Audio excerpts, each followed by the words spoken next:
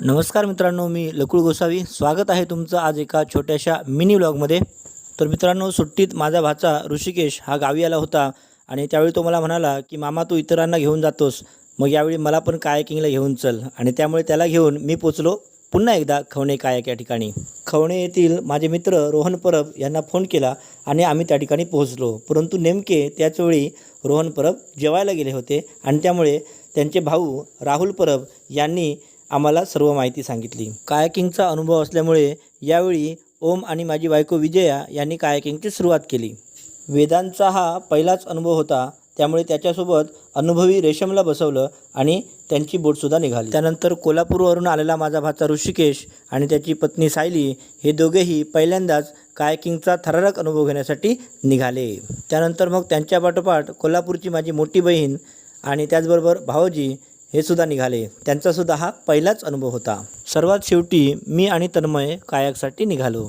ऋषिकेशला परत संध्याकाळी कोल्हापूरला जायचं असल्यामुळे भर उन्हात आम्ही कायाकिंग सुरू केली होती. परंतु ऊन असूनसुद्धा सर्वजण अगदी कायाकिंगचा मनमुराद आनंद घेत होते. यापूर्वी कायाकिंगचा अनुभव असल्यामुळे ओम आणि माझी बायको विजया अगदी जोरदार कायाकिंग करताना दिसत होते.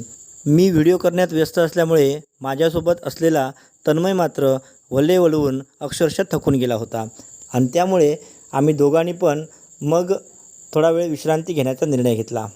कोल्हापूरची ताई आणि भाऊजी यांचा कायाकिंगचा हा पहिलाच अनुभव असल्यामुळे ते सुरुवातीला थोडेसे मागे राहिले होते. थोडा वेळ कायाकिंगचा अनुभव घेतल्यानंतर मग मात्र ते आमच्यासोबत आले. त्यानंतर मग आम्ही सर्वांनी कांदळवन सफारीचा पुरेपूर आनंद घेतला. पहिल्यांदाच कायाकिंगचा अनुभव घेणाऱ्या माझ्या कोल्हापूरच्या ताईला, भाऊजींना, माझा भाचा ऋषिकेश आणि सायली त्याचबरोबर वेदांत या सर्वांनाच कायाकिंग खूपच आवडलं. जवळपास 1.5 तास कायाकिंगचा आनंद घेऊन आम्ही सर्वजण परत मागे फिरलो. रोहन परब यांचे भाऊ राहुल परब हे आमची वाट पाहत होते. सर्वात पहिले आम्ही माघारी फिरलो, त्यानंतर ओम आणि विजया, त्यानंतर मग कोल्हापूरची ताई आणि भाऊजी, त्यानंतर मग ऋषिकेश आणि सायली आणि सर्वात शेवटी वेदांत आणि रेशम माघारी परतले. तर मित्रांनो, आजचा मिनी व्लॉग आवडल्यास नक्की लाईक करा, कमेंट करा आणि जास्तीत जास्त शेअर करा.